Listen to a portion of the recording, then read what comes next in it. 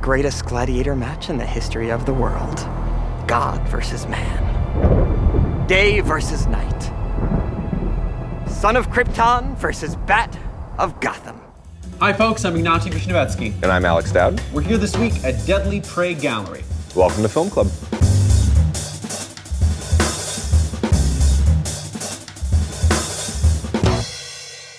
So, tell me how you did not enjoy Batman v Superman, The Dawn of Justice. You're going to put me on the spot immediately. I'm going to immediately put you in the spot. Yeah, I thought this thing was a 2.5-hour chore. I think you've taken a scenario that kids have been talking about on playgrounds for decades and leached all of the fun and excitement out of it. I will agree that it leaches all the excitement, but I think it's still... You found it fun. I found about 90 minutes of it to be pretty fun. This may be the strangest film of this whole superhero cycle. The first 90 minutes are so quickly paced to the point where they're basically incoherent. I would say it's airless. It's a 2.5-hour movie, and it still has absolutely zero breathing room. I don't think the movie even clarifies that Clark Kent and Superman are the same person. I mean, this is a movie where if you don't know a lot about these characters, you will have zero idea what is going on. This thing assumes a lot of its audience, and it assumes that we understand these characters. And I guess these are the two most iconic characters in comic book history and in superhero cinema. So I guess I'm fine with the fact that we don't get a whole lot of exposition about them, that would just slow this thing down even more. All of these very dramatic things happen. When you think about it, it basically has no effect on the characters. It's one of those deadly plots where we're seeing a lot of stuff happen,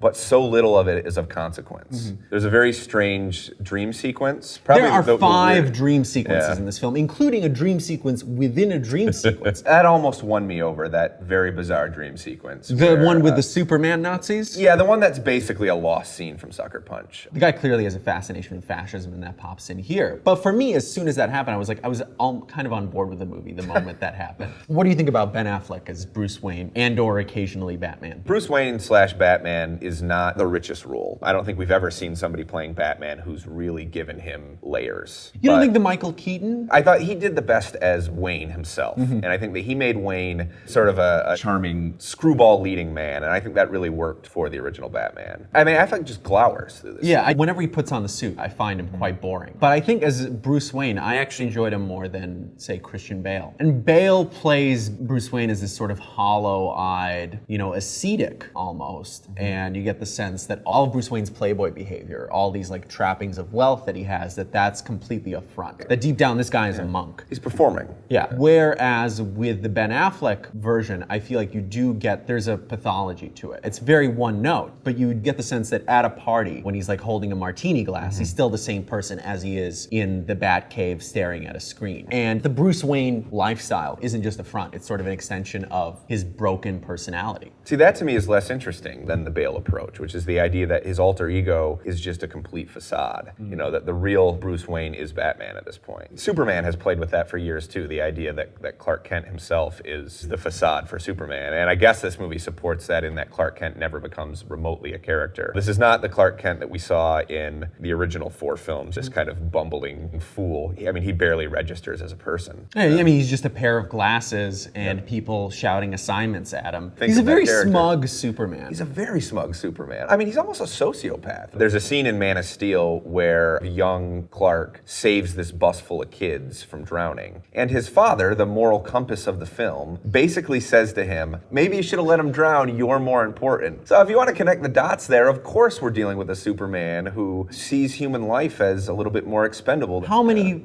members of this cast are basically playing their characters as either sociopaths or people with very serious substance abuse problems? Yeah. Because that brings up Jesse Eisenberg's Lex Luthor performance, which I know you actually enjoyed. I did actually enjoy Eisenberg. He's bringing an energy that this film is otherwise lacking. He's playing Lex Luthor as like a cokehead. I think that's a really funny choice, and I assume that's probably in the script, but I think Eisenberg kind of runs with it. I think a lot of people are going to find him really annoying in this role, but I appreciated the personality, because pretty much in this film you're getting all the personality from either him or from Snyder's bizarre visual choices. I mean, he handles a lot of the imagery of the comics in an interesting way. The way Superman always takes off is terrifying. You do feel like there's something inherently dangerous about this guy, which I like. Is there another filmmaker who could make a montage of Superman rescuing people look ominous? Oh, he does. He makes it so incredibly creepy. I think fundamentally he just doesn't like Superman. Like Man of Steel is trying to give Superman a darkness, which is not something that's unwelcome in a Superman story. You can make the character dark, but it's trying to give him basically Batman trying to quality. make him Batman. Yeah. Which is one of the reasons this thing just does not work to me at all, because classic Superman Batman stories sort of contrast these two. You have this figure of pure light, this kind of World's Fair creation, versus this noir creature of the night. And this movie makes them look not that different. Yeah, they're just like two assholes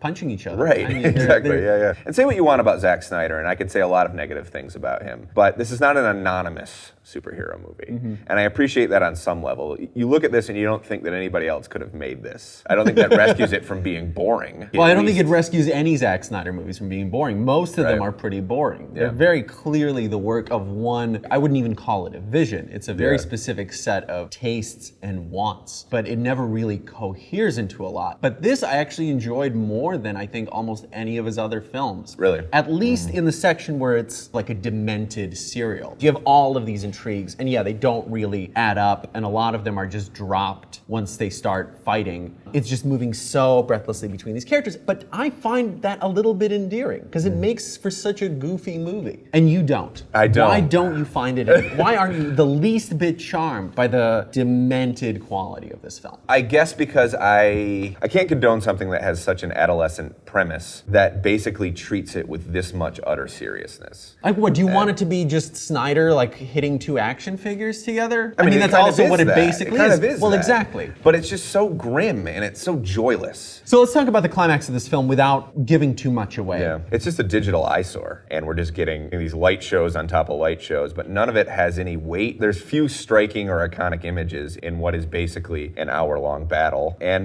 my eyes just glaze over at a certain point. It's very repetitive. You have them fighting in one place, then another place that looks exactly the same. Yeah. And the Doomsday section of it, the climax, where they're actually fighting the big bad, that's almost like Snyder's like kaiju movie. He's trying to make a Godzilla film. Not very well. I mean, it's sort of the Roland Emmerich Godzilla is what he's doing. But he's trying to make all of these different movies, and I appreciate the pastiche aspect, but I don't think that any of them is a superhero movie. I never get the sense that he's trying to make a Batman or a Superman story in any of these.